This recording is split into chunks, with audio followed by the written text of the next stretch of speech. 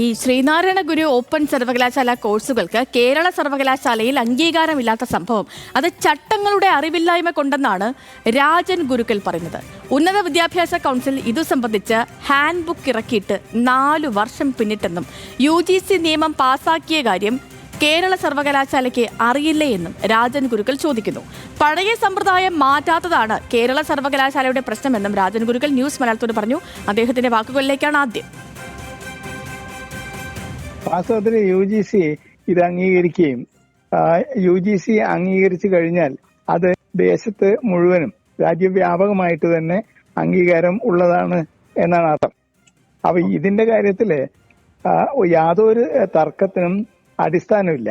ഇപ്പൊ കേരള യൂണിവേഴ്സിറ്റി അത് അംഗീകരിക്കുന്നില്ലെങ്കിൽ കേരള യൂണിവേഴ്സിറ്റിക്ക് 2 കാര്യങ്ങൾ അറിയില്ല. ഒന്ന്, ഈ UGC ഇങ്ങനെ ഇത് പാസ്സാക്കിയതാണ് എന്നുള്ള വിവരം അറിയില്ല. രണ്ടാമത്തേത്, ഉന്നത വിദ്യാഭ്യാസ കൗൺസിൽ ഒരു ഹാൻഡ് ബുക്ക് ഇറക്കിയിട്ട് ഒരു 4 വർഷം കഴിഞ്ഞു. അത് ഹാൻഡ് ബുക്ക് ഈ ഇക്വിലൻസി എന്നൊക്കെ പറയുന്ന സംഗതികളായിട്ട് ബന്ധപ്പെട്ടിട്ടുള്ളതാണ്. ഇക്വിലൻസി, റെക്കഗ്നിഷൻ, അതൊക്കെ. അപ്പം അതനുസരിച്ചിട്ട് എല്ലാ സർവകലാശാലകളും അന്യോന്യം അവരുടെയൊക്കെ ഡിഗ്രി അംഗീകരിച്ചിരിക്കണം എന്നുള്ളതാണ്. ഇതൊക്കെ പഴയ സമ്പ്രദായമാണ്. ഈ പഴയ സമ്പ്രദായമൊക്കെ ഇത് ഏതോ കാലത്താണ് അവരുടെ ഈ സംഗതികളൊക്കെ ഉള്ളത്. ഹാൻസൂറാണ് ഇവരുമായി തിരുവനന്തപുരത്ത് ചേർന്നത്. Hans, good morning. ഈ നേരത്തെയും ഈ സർവകലാശാല വിഷയങ്ങളിലൊക്കെ സർക്കാരിനെയും അതേപോലെ CPIM-നെയും ഒക്കെ പ്രതിക്കൂട്ടിൽ നിർത്തുന്ന പരാമർശങ്ങളൊക്കെ ഉന്നത വിദ്യാഭ്യാസ കൗൺസിൽ ഉപാധ്യക്ഷൻ കൂടിയായ രാജൻ ഗുരുക്കൾ നടത്തിയിരുന്നത് വലിയ ചർച്ചയും ഒക്കെ ആയതാണ്. ഇപ്പോൾ ഈ ഓപ്പൺ യൂണിവേഴ്സിറ്റിയെ കുറിച്ചുള്ള അദ്ദേഹത്തിന്റെ അഭിപ്രായം എന്താണ്? തീർച്ചയായും ചെയ്തു. കഴിഞ്ഞ ദിവസം ഇത്തരത്തിൽ കേരള സർവകലാശാല അധികൃതരെ വിമർശിച്ച് രാജൻ ഗുരുക്കൾ രംഗത്തെത്തിയിരുന്നു. ഇതിന് പിന്നാലെയാണ് ഇപ്പോൾ ഓപ്പൺ സർവകലാശാല വിഷയത്തിലും കേരള സർവകലാശാല അധികൃതരെ രാജൻ ഗുരുക്കൾ വിമർശിക്കുന്നത്.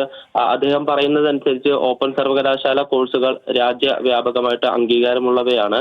ഈ ഓപ്പൺ സർവകലാശാല കോഴ്സുകൾ കേരള സർവകലാശാല അംഗീകരിക്കാത്തത് ചട്ടങ്ങളുടെ അജ്ഞത മൂലമാണ്. കാരണം UGC നിയമം പാസാക്കിയ കാര്യം കേരള സർവകലാശാലയ്ക്ക് അറിയില്ല. അതുകൂടാതെ തന്നെ എല്ലാ സർവകലാശാലകളും അന്യോന്യം അവരുടെ കോഴ്സുകൾ അംഗീകരിക്കണമെന്ന് നിയമമുണ്ട്. ഇത് സംബന്ധിച്ച് ഉന്നത വിദ്യാഭ്യാസ കൗൺസിൽ 4 വർഷം മുമ്പ് ഹാൻഡ് ബുക്ക് ഇറക്കിയിട്ടുള്ളതാണ്. അതുകൂടാതെ ചാൻസലർ നേരിട്ട് വൈസ് ചാൻസലർമാരുടെ യോഗം വിളിച്ച് നിർദ്ദേശം നൽകിയിട്ടുള്ളതാണ്. ഉന്നത വിദ്യാഭ്യാസ കൗൺസിൽ ഹാൻഡ് ബുക്ക് നിർബന്ധമായും പാലിക്കണമെന്ന്. അതുകൊണ്ട് തന്നെ കേരള സർവകലാശാല അധികൃതരുടെ ഇപ്പോഴത്തെ ഈ നടപടി ചട്ടവിരുദ്ധമാണ്. കേരള സർവകലാശാല ഇപ്പോഴും പഴയ സമ്പ്രദായം പിന്തുടരുന്നു. മറ്റ് പല സർവകലാശാലകളും ഈ സമ്പ്രദായം ഉപേക്ഷിച്ച് വിദ്യാർത്ഥികളോട് അനുകൂലമായ നിലപാട് സ്വീകരിക്കുമ്പോൾ കേരള സർവകലാശാല അധികൃതർ ഇപ്പോഴും ചട്ടവിരുദ്ധമായി പെരുമാറുന്നു. കേരള സർവകലാശാലയിൽ അംഗങ്ങൾ തന്നെ അധികാരിയാകുന്ന സ്ഥിതി നിലനിൽക്കുകയാണ്. പക്ഷേ അതിനോടൊപ്പം തന്നെ ഇത്തരം കാര്യങ്ങളിൽ വൈസ് ചാൻസലർക്ക് നേരിട്ട് തീരുമാനം സ്വീകരിക്കാമെന്നും വൈസ് ചാൻസലർ ഇതിൽ അടിയന്തരമായി നടപടി സ്വീകരിക്കണമെന്നുമാണ് ഇപ്പോൾ രാജൻ ഗുരുക്കൾ ന്യൂസ് മലയാളത്തോട് പറഞ്ഞിരിക്കുന്നത്. ഓക്കെ ഹാൻസ്, വ്യക്തമാണ്. ഉന്നത വിദ്യാഭ്യാസ കൗൺസിൽ ഉപാധ്യക്ഷൻ രാജൻ ഗുരുക്കളുടെ വാക്കുകളും അദ്ദേഹത്തിന്റെ നിലപാടും ഒക്കെ പറയുകയായിരുന്നു നമ്മുടെ ഹാൻസ് തിരുവനന്തപുരത്ത് നിന്ന്.